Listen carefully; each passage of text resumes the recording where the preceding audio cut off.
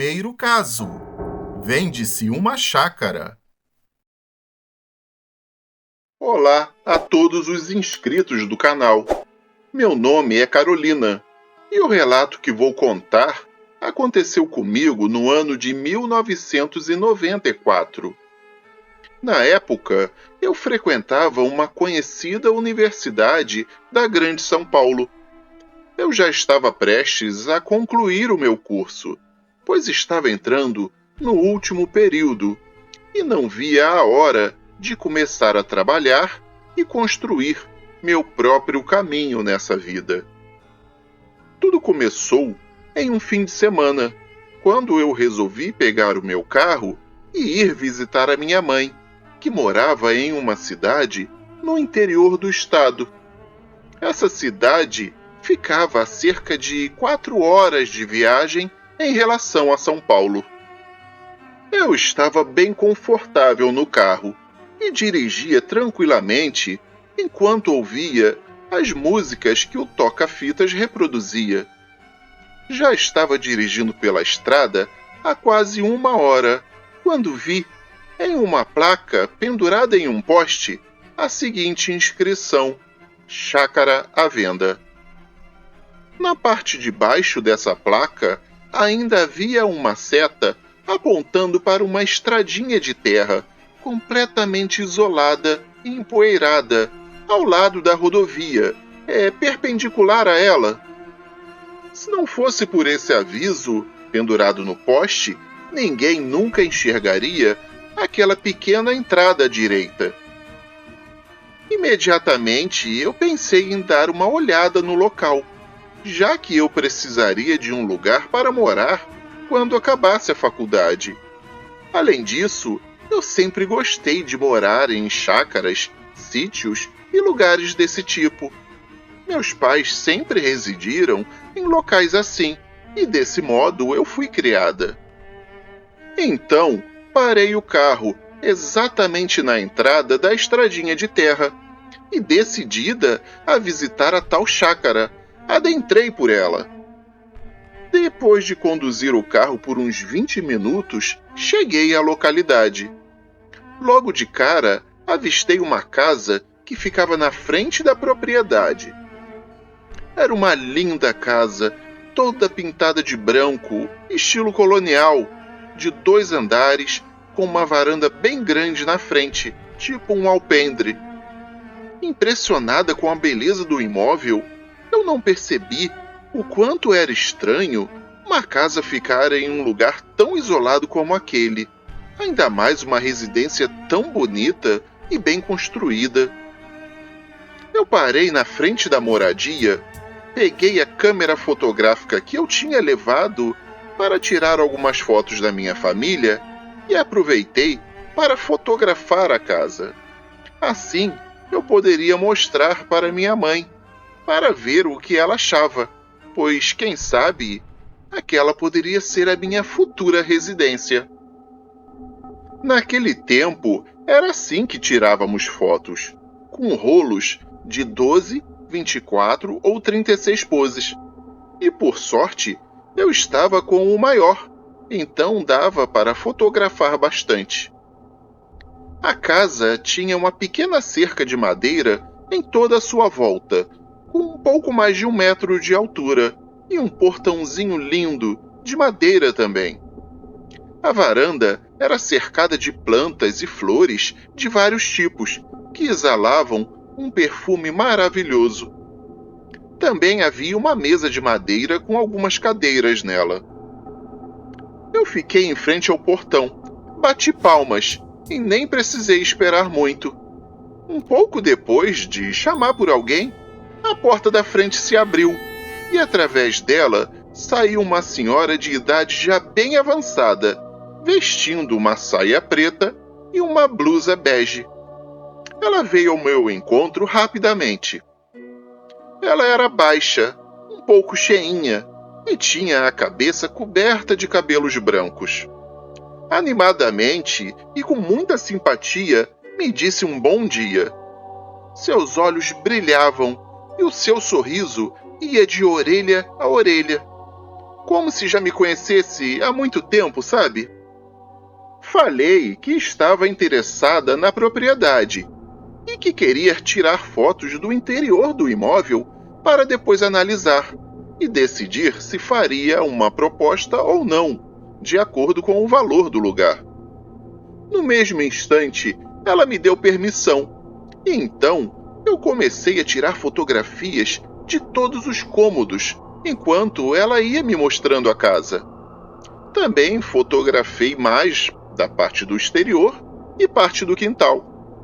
Depois de ter visto e registrado a propriedade toda, eu voltei para o meu carro e segui viagem em direção à casa de minha mãe. Enquanto dirigia pelo restante do caminho, uma sensação de felicidade e entusiasmo se apossou de mim. Eu fiquei pensando comigo mesma que tinha achado a casa dos meus sonhos e a um preço que provavelmente eu poderia pagar. Lembrei que, infelizmente, onde a minha mãe morava, não havia como revelar as fotos. Então eu teria que tratar disso só quando voltasse para São Paulo. Mas tudo bem, pois em poucos dias eu voltaria, e assim que pudesse eu iria a uma loja de revelação de fotos para revelar o meu rolo de filme. Eu poderia fechar o negócio com a senhora, a dona da chácara, e numa outra oportunidade mostraria as imagens do lugar para minha mãe. Retornei e fui logo a uma loja para colocar as fotos para revelar. No dia seguinte, peguei o pacote com as fotografias, voltei para minha casa e liguei para minha mãe para falar que tinha decidido que no final de semana eu ia lá de novo para mostrar as fotos da casa. Enquanto eu ainda falava com ela no telefone, eu sentei no sofá da sala para ver as fotos. Eu peguei aquele tradicional envelope amarelo, dei uma olhada nas fotos e soltei um grito apavorada, completamente estarrecida. O telefone que eu segurava entre a minha cabeça e o meu ombro caiu no chão, junto com todas as fotografias. Eu dei um pulo tão brusco que caí do sofá e fui parar no chão, bem em frente onde as fotografias haviam caído e estavam espalhadas. Fiquei ali mesmo, olhando as imagens no chão. Eu estava chocada. Não acreditava no que eu tinha visto. De repente, eu me lembrei que a minha mãe ainda estava no telefone e devia estar assustada. Eu peguei o fone e ela estava falando: "Alô, filha, o que houve? Você está bem? Alô, alô?" Eu falei que estava tudo bem e pedi para ela desligar, falando que um pouco mais tarde eu ligaria de novo. Depois de um tempo, completamente em choque e um pouco confusa e atordoada, eu juntei coragem e recolhi as fotos do chão para examiná-las melhor e com mais cuidado.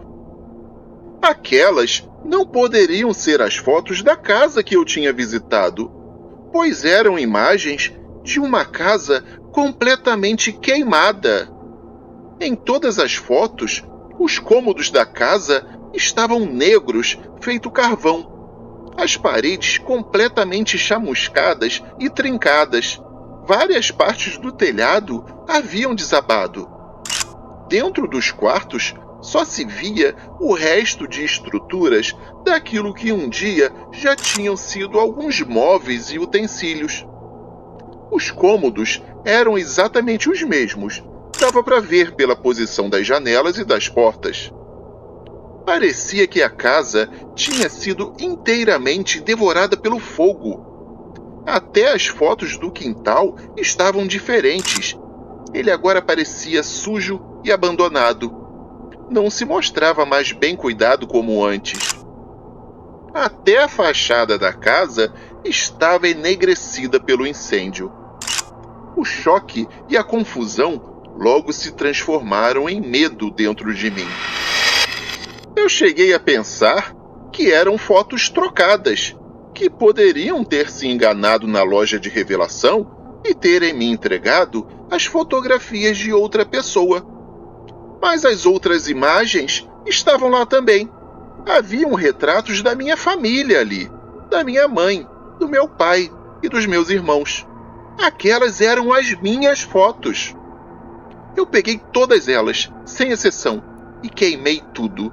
Simplesmente queimei, sem nenhum pensamento de reflexão. No final de semana seguinte, eu peguei o meu carro e fui ver a minha mãe. Eu fui exatamente pelo mesmo caminho e mesma estrada. Ansiosa e nervosa, eu fui dirigindo devagar na rodovia, procurando a placa de Chácara à Venda e a entrada para a estradinha empoeirada e solitária. Para minha surpresa, eu não achei nenhuma das duas, nem a placa e nem a estrada. Eu fiquei indo e voltando naquele pedaço de rodovia ainda por muito tempo e nunca mais vi aquela estrada que eu tinha pegado antes. Desde aquele dia, eu não sou mais a mesma pessoa. Se alguém me falar que eu estou enlouquecendo, poderá estar coberto de razão. O meu psicólogo falou que aquilo tudo não aconteceu, que eu não vi a casa e nem as fotos, que na verdade eu imaginei tudo. Só que eu jamais tive problemas mentais antes. Não sou usuária de drogas lícitas ou ilícitas, nem sou alcoólatra, mentalmente incapaz, e nunca tive qualquer problema do tipo histérico ou esquizofrênico. Às vezes, eu me arrependo de ter queimado as fotos. Talvez, se eu ainda estivesse com elas, as pessoas acreditariam em mim. Não sei se naquele dia eu viajei para outra realidade ou para outro lugar no tecido espaço-tempo, e eu acabei vendo a casa em uma outra época. Eu só sei de uma coisa. Eu tenho certeza de que vi aquela casa em perfeito estado de conservação. Segundo caso, a chácara amaldiçoada. Olá, o meu nome é Rinaldo e o caso que estarei narrando aconteceu precisamente no ano de 2005, em um dia em que estávamos todos reunidos para uma confraternização familiar. Naquela data, era aniversário de meu pai. Meus primos estavam todos lá e começaram a contar relatos de fantasmas e assombrações. Estávamos na chácara dos meus pais e todos estavam bem à vontade e se divertindo com aquelas histórias de terror. Até que um deles achou legal fazermos a tal brincadeira do copo. Tudo foi preparado no meu quarto e, para dar um toque especial a todo tipo de susto e medo, resolvemos apagar a luz e acender algumas velas e incensos. Para mim, era tudo diversão, pois eu nunca fui de acreditar muito nessas coisas. Até aquele dia. No meio da brincadeira, se é que podemos chamar aquilo de brincadeira, um vento muito forte tomou conta do quarto. O que era impossível, já que estávamos com as portas e janelas bem fechadas. Minha prima começou a chorar freneticamente e ninguém conseguia acalmá-la. Mas a coisa ainda iria piorar. O problema é que, de repente, ela passou a rir compulsivamente e a sua voz passou a ter um tom grave, sinistro e ameaçador. Ela começou a xingar todos os que estavam ali no quarto, sem motivo nenhum. Ficamos todos apavorados e saímos correndo de lá. Quando nossos pais nos encontraram, falamos o que tinha acontecido e apressadamente eles foram para o quarto, já que a minha prima ainda não havia saído do cômodo. Eles a encontraram no chão, desmaiada, e a reanimaram. Perguntaram o que havia acontecido com ela, mas ela só respondeu que tudo o que lembrava era uma forte ventania e que uma sombra, em formato de uma pessoa, havia entrado em seu corpo. Depois disso, ela ficou reclamando de uma dor insuportável que sentia em todo o seu corpo e foi levada para o hospital municipal. Lá, o médico que a atendeu disse que ela estava com cãibras e dor generalizada e que não entendia o porquê daquilo. Isso foi apenas o princípio de todo o inferno em que se transformou aquela chácara. Meu pai tentou se livrar daquele lugar, mas não conseguia vendê-lo. Nós ficamos alguns anos sem aparecer por lá, mas depois de um tempo resolvemos tentar frequentá-la de novo. Numa dessas ocasiões, já no ano de 2011, fomos para a nossa chácara, minha namorada e eu, além de um casal de amigos nossos, o Jorge e a Roberta. Chegamos na sexta-feira por volta das 23 horas. Estávamos tão cansados que nem tiramos as malas do carro. Lembro apenas que tomei uma ducha e fui me deitar. Comecei a ouvir um choro de mulher vindo do quarto onde estavam os meus amigos. Fiquei preocupado, achando que o casal havia brigado, e mesmo sem querer me meter, fui até a porta do quarto, bati e perguntei se estava tudo bem com eles. Esperei alguns instantes e o meu amigo abriu a porta com os olhos arregalados e completamente pálido. Muito sério, ele me disse: "Cara, essa casa é assombrada. Tinha uma mulher sentada na cama, chorando, e de repente ela sumiu." Eu entrei correndo no quarto dele para ver se ainda conseguia ver alguma coisa e deixei a minha namorada sozinha no outro quarto. Assim que eu estava lá dentro, foi a vez da minha namorada me deixar apavorado com um grito ensurdecedor. Eu voltei correndo e a vi enterrada debaixo dos lençóis da cama, chorando muito e totalmente assustada. Ela tinha sentido a mão de alguém apertando a sua perna.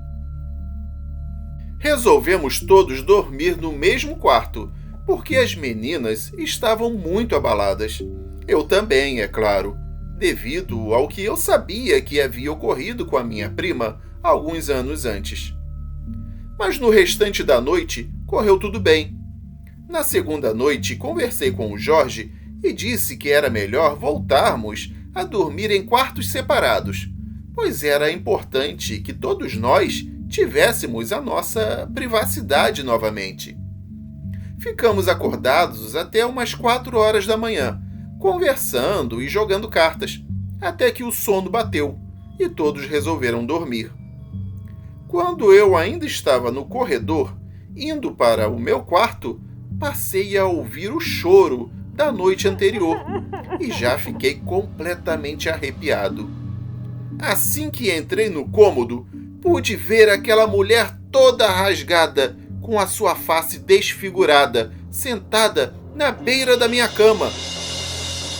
Ela tinha uma aparência cadavérica terrível, e eu não quis nem saber de mais nada. Tratei desesperadamente de juntar as minhas coisas para ir embora, e quando narrei o fato ao restante do pessoal, eles nem perderam tempo, também arrumaram seus pertences e fomos todos embora daquele local sombrio.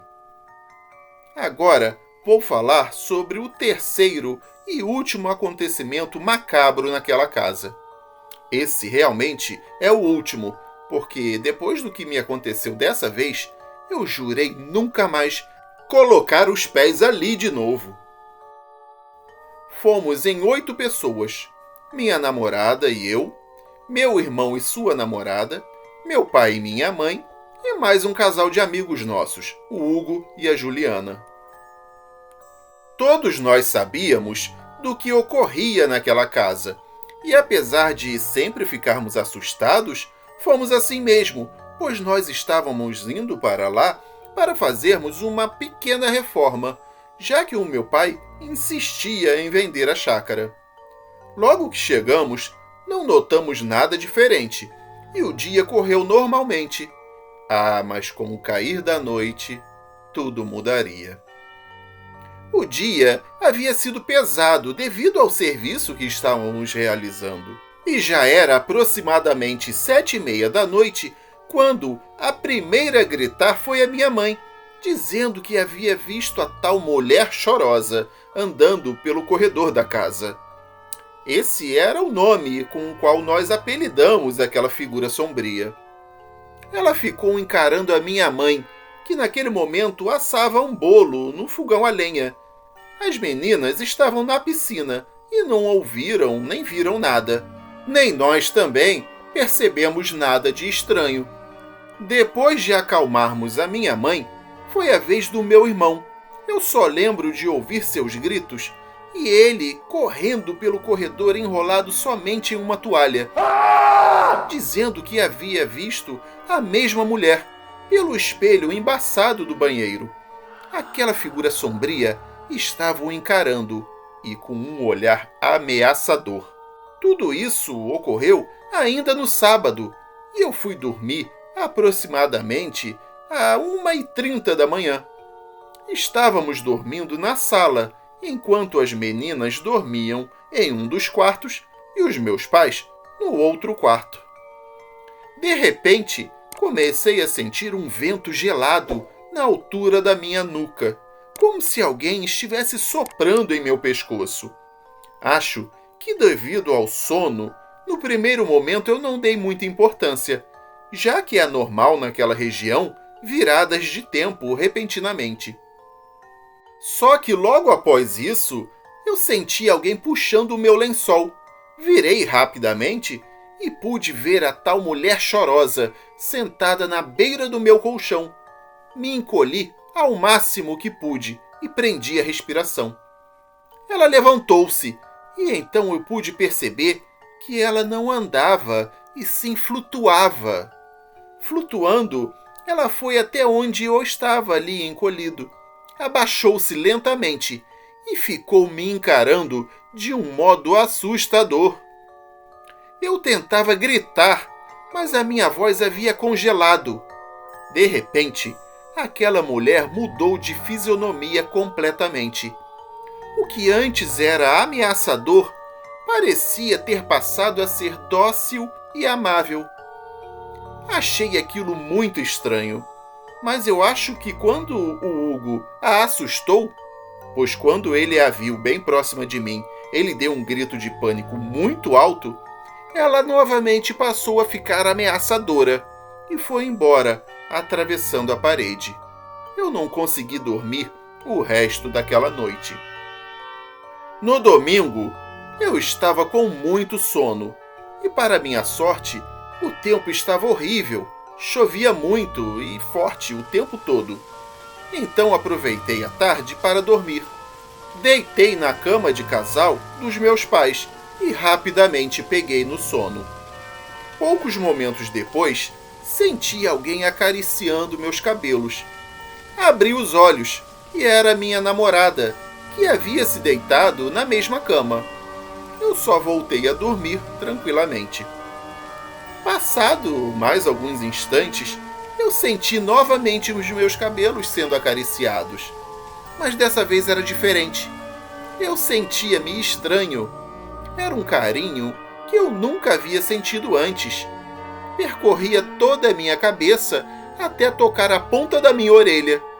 Além de tudo, eu notei que a mão da minha namorada estava muito gelada. Virei-me para beijá-la e levei um susto muito grande. Para meu espanto, era a mulher chorosa quem estava ali agora. Eu fiquei petrificado. Ela me encarava de uma forma maternal. Eu não sei explicar o que eu sentia. Seu semblante era horrível, mas o que mais me incomodava era a feiura dela, e não os seus gestos.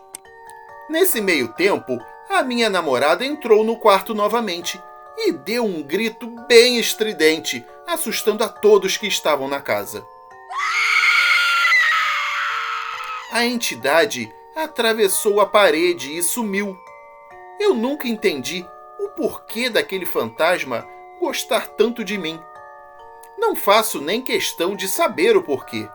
E pela graça de Deus, meu pai finalmente conseguiu vender aquela casa assombrada, comprando com o dinheiro um apartamento no litoral. E até o momento não apareceu nenhum fantasma lá na praia. Ainda bem, né? O pior de tudo é ficar ouvindo a gozação dos meus amigos dizendo que eu fui paquerado por uma fantasma.